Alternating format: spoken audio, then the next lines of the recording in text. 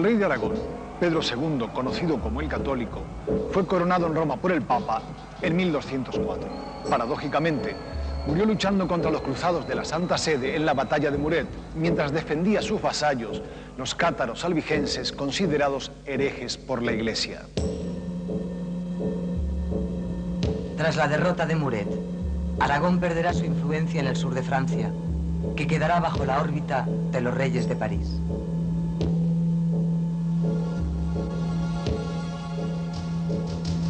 La muerte del rey dejó la corona de Aragón en condiciones muy precarias. Su hijo Jaime I, que accede al trono con tan solo 6 años, verá sometida su infancia a complicadas situaciones. Fue recluido en el castillo de Monzón bajo la custodia de los templarios y después retenido en la Zuta de Zaragoza por una facción nobiliaria. Pero cuando alcance la mayoría de edad, Jaime I comenzará una intensa actividad militar que le llevará a ser conocido con el sobrenombre de El Conquistador. En busca de nuevos territorios para la nobleza y nuevos mercados para los comerciantes, la primera campaña se realizará contra el reino musulmán de Mallorca, cuya capital, Palma, será conquistada en 1231, creándose en las Baleares un reino independiente. Menorca no se ocupará hasta 1287.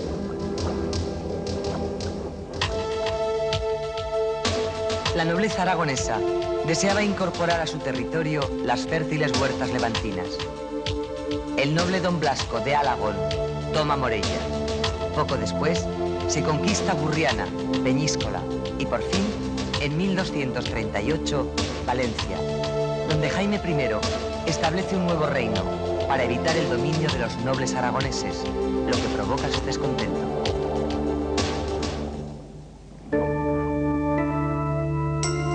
Durante esta conquista tuvo lugar el episodio de los corporales de Daroca. Recoge la tradición que en el transcurso de un enfrentamiento entre cristianos y musulmanes, un sacerdote tuvo que esconder bajo las piedras 6 hostias envueltas en un paño. Acabada la batalla con triunfo cristiano, aparecieron ensangrentadas, lo que se consideró un milagro. Los monarcas aragoneses continuarán su empeño de expansión mediterránea y se asentarán en Nápoles, Sicilia, Córcega y Cerdeña, donde nacerán dinastías filiales de la aragonesa. Con la creación del Reino de Valencia y la conquista de Albarracín por Pedro III en 1284, el Reino de Aragón alcanza sus límites definitivos desde el Cinca hasta Salses. A ello contribuye decisivamente Jaime I mediante sus sucesivos testamentos, hasta el definitivo de 1262, en el que Lérida, disputada por Aragón y Cataluña, queda incluida en esta última. Y porque conocía cuán dudosa era la fe y la amistad entre los hermanos en quien estaba dividido el reino, y no veía señales de mucho amor y hermandad entre él y el infante don Jaime, a quien dejaba heredero del reino de Mallorca y el señorío de Rosellón y Montpellier.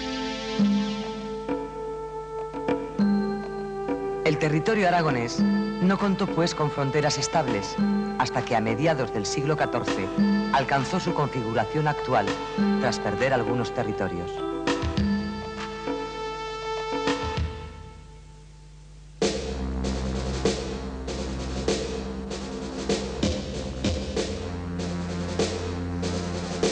El siglo XIII había visto agravarse las tensiones entre los nobles y el rey. Los nobles se verán en 1283 lo suficientemente fuertes como para arrancar de Pedro III el llamado privilegio general.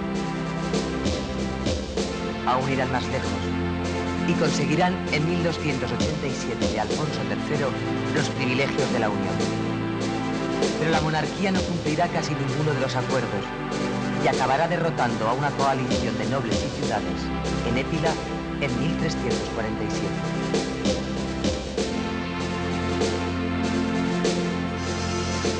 Tras la victoria realista, Pedro IV, en Zaragoza, rompió con sus manos los pergaminos que contenían los privilegios nobiliarios y los arrojó al fuego.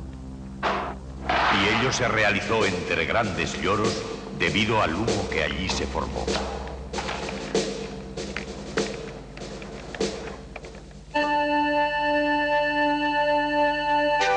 Delimitado el territorio, se concretarán las instituciones de gobierno. Así, tras la asamblea de 1247 en Huesca, el obispo Pidal de Canet, primera compilación de fueros de Aragón. Y en Egea, en 1265, se dará nuevo impulso a la figura del justicia. Estas asambleas pueden considerarse como los precedentes de las Cortes aragonesas. La Diputación del General era un organismo permanente delegado de las Cortes para administrar el dinero recaudado por los derechos de aduanas. El Justicia se constituyó como mediador entre la monarquía y la nobleza. Era el defensor de la normativa jurídica aragonesa.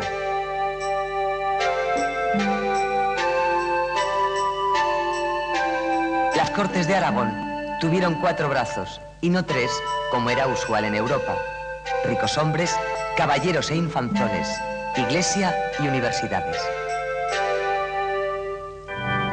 Recibían y tramitaban las denuncias contra el rey y sus oficiales por agravios cometidos. Se aprobaba la concesión de subsidios y ayudas al monarca para situaciones extraordinarias y se regulaba la aplicación de los fueros. Era la institución que representaba y defendía los intereses de las clases privilegiadas del reino.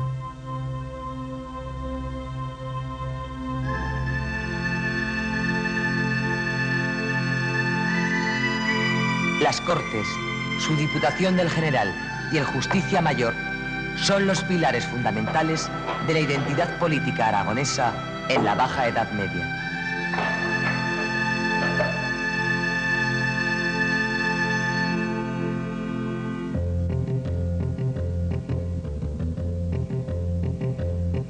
Los fueros concedidos por el rey a Calatayud, Daroca y Teruel hacen que, desde mediados del siglo XII, aumente la población en el sur de Aragón. Paralelamente, se desarrollan las antiguas ciudades musulmanas: Huesca, Borja, Tarazona, Egea, Barbastro y, sobre todo, Zaragoza.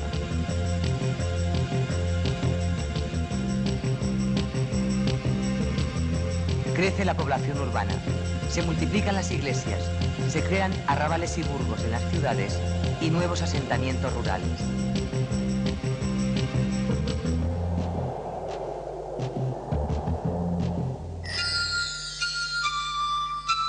Los cristianos eran el grupo hegemónico en una sociedad que también acoge en paz a judíos y musulmanes, aunque en ocasiones hubo choques violentos.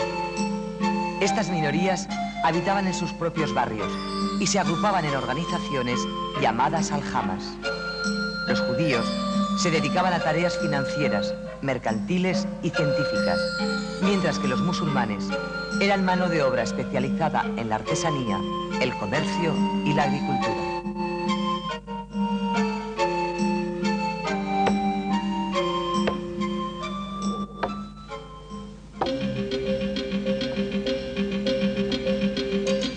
La sociedad aragonesa de la Baja Edad Media es esencialmente rural.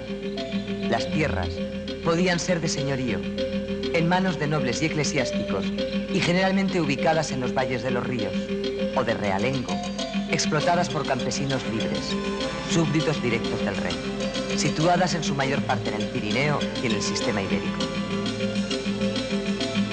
La producción agrícola alcanzará en el siglo XIII sus niveles máximos debido a la roturación de grandes superficies. La actividad pecuaria se desarrollará de un modo extraordinario, lo que favorecerá la aparición de asociaciones como la Casa de Ganaderos de Zaragoza. Se introduce la raza merina y el pastoreo trashumante. A fines del siglo XIV se contabilizan en Aragón más de 1 millón de ovejas. El auge del campo origina el desarrollo de una pequeña industria artesanal. Los talleres textiles se verán favorecidos por abundante producción de lana y el cultivo del lino y cáñamo. La rica tradición cerámica se mantendrá en alfares como los de Muel y Teruel. Aparecen los primeros intentos de organización artesanal, las cofradías y los gremios.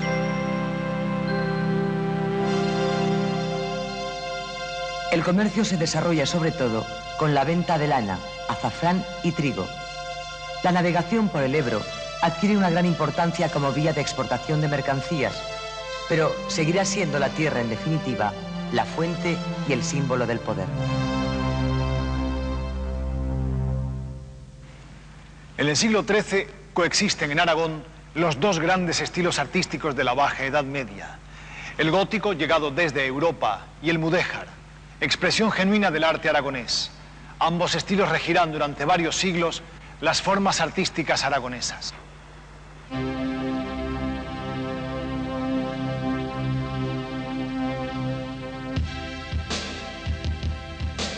El crecimiento de las villas y las ciudades dibuja una nueva estructura urbana en todo Aragón. El arte gótico, de influencia francesa y levantina, deja sus huellas en la arquitectura.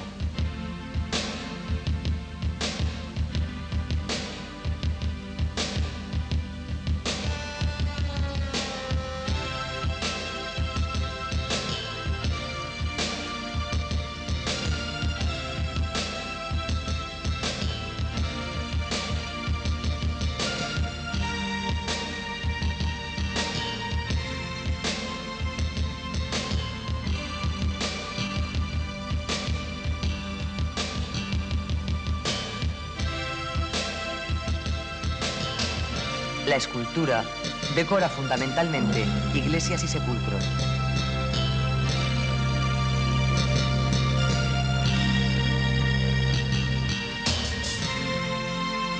La pintura gótica alcanza en Aragón cotas extraordinarias.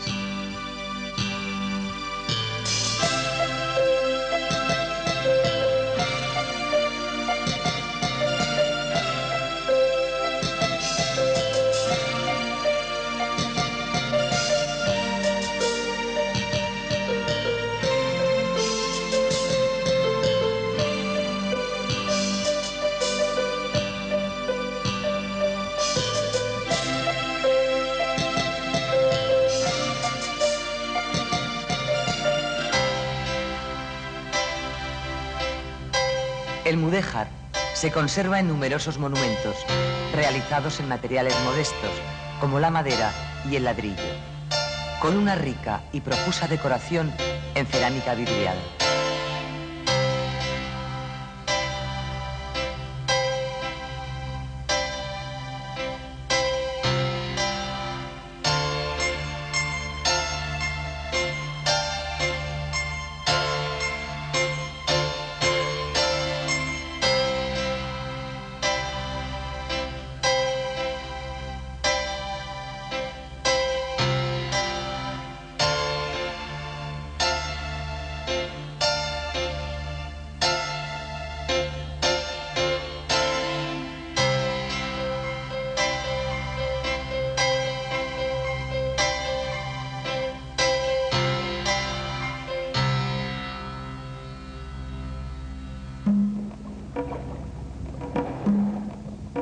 Los aragoneses contribuirán de manera notable a la expansión de la corona de Aragón por el Mediterráneo, sobre todo con compañías de soldados denominados almogávares, que llegaron en sus campañas hasta el extremo oriental de este mar.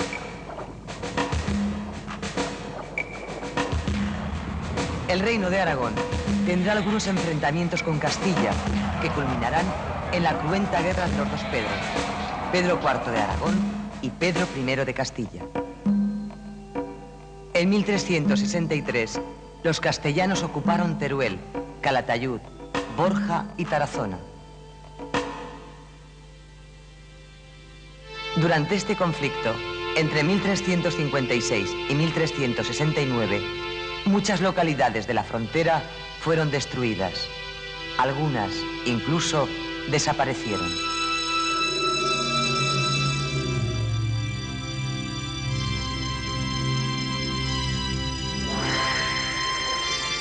Tan solo Daroca, protegida por sus sólidas murallas, resistió.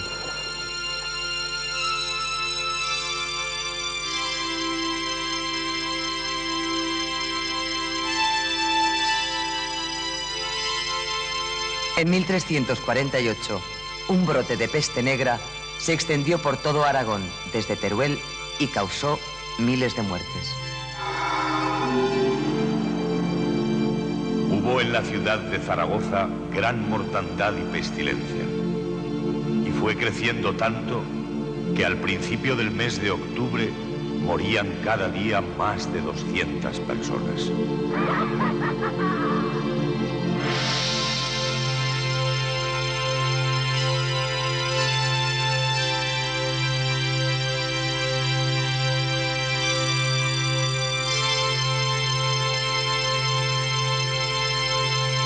La epidemia diezmó la población y debilitó las estructuras en que se apoyaba el endeble desarrollo económico, anquilosado por una sociedad organizada de forma arcaica y feudal y por una agricultura y ganadería que no se renovaban.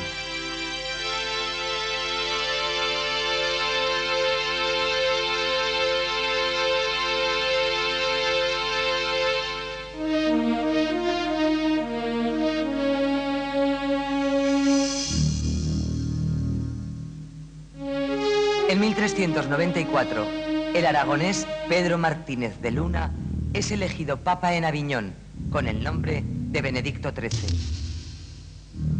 Fue depuesto en el Concilio de Constanza y tuvo que retirarse a Peñíscola, donde murió sin renunciar a su dignidad papal. A principios del siglo XV, la muerte de Martín el Humano, sin heredero, creó graves problemas en la sucesión al trono de Aragón. Tras 2 años de interregno, aragoneses, catalanes y valencianos llegaron a un compromiso en Caspe.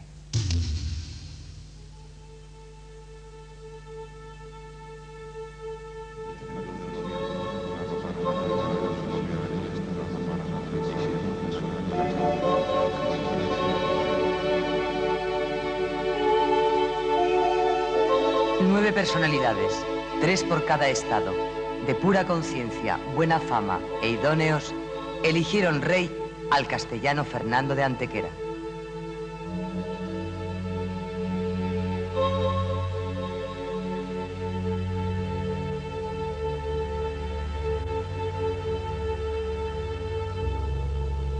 La sentencia fue por todos loada y aprobada así, como si fuera una revelación enviada por Dios, por cuanto las personas que la daban eran tenidas por varones santísimos y de mucha prudencia y concierto.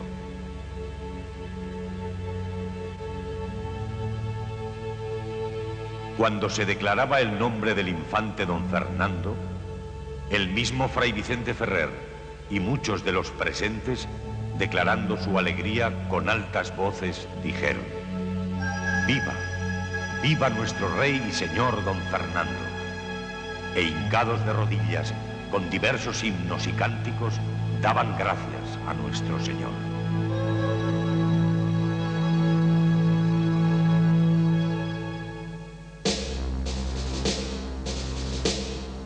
Tras su breve mandato, heredará el trono Alfonso V, que instalará su corte en Nápoles, donde se desarrolla una brillante actividad cultural.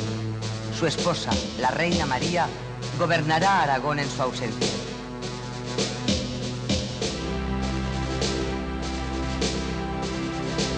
Juan II, rey de Navarra, hermano y sucesor de Alfonso V, dedicará la mayor parte de sus esfuerzos a los asuntos castellanos y catalanes. Aragón pierde las últimas oportunidades de ejercer un notorio protagonismo en la política peninsular.